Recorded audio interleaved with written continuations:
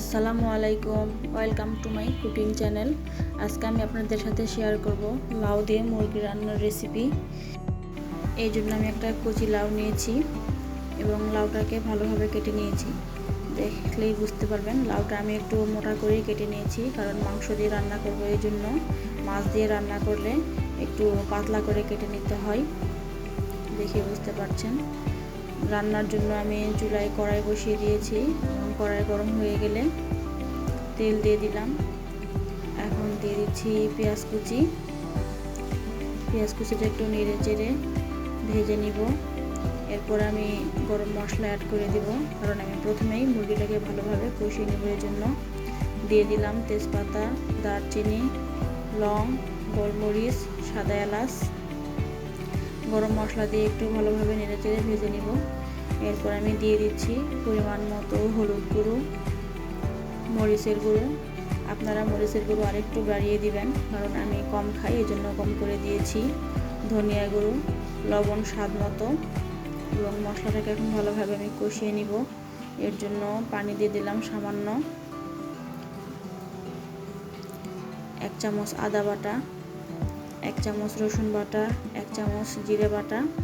সব কিছু দিয়ে মশলাটাকে ভালোভাবে কষিয়ে নিব। এর জন্য আমি কিছু সময়ের জন্য ঢাকনা দিয়ে দিব, যেন মশলাটাকে ভালোভাবে কষানো হয়।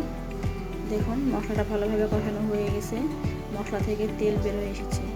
এখন আমি কেটে ধুয়ে পরিষ্কার করে রাখা মুরগিটা দিয়ে দিলাম। মুরগিটাকে এমনভাবে কষিয়ে নিব যেন 30% রান্না এখানেই হয়ে যায়। দেখুন ভালোভাবে আমার মুরগি কষানো হয়ে গেছে। এখন আমি কেটে ধুয়ে পরিষ্কার করে রাখা লাউ দিয়ে দিলাম। আমি কিছু আলু অ্যাড করেছি আমার বাচ্চার জন্য, আপনারা আলুটা স্কিপ করবেন, আর যদি ভালো লাগে তাহলে দিবেন। আমি এভাবে কিছুক্ষণ রান্না করে নিব। এই জন্য ঢাকনা দিয়ে দিলাম, কারণ লাউ থেকে পানি বের হয়। এর জন্য আমি প্রথমে পানি দিই নাই। লাউয়ের পানি দিয়ে আসলে মুরগি লাউ কষানো হয়ে যাচ্ছিল। দেখেন ভালোভাবে কষানো হয়ে গেছে। এখন আমি এখানে পরিমাণ মতো পানি দিয়ে দিব, দিয়ে লাউটাকে ভালোভাবে রান্না করে নিব। এভাবে কে কে লাউ মুরগির মাংস রান্না করেন কমেন্টে জানাবেন। আমার রান্নার কোনো ভুল ত্রুটি হইলে কমেন্টে বলে দিবেন। আমি এইভাবে 25 মিনিটের মতো রান্না করে নিয়েছি।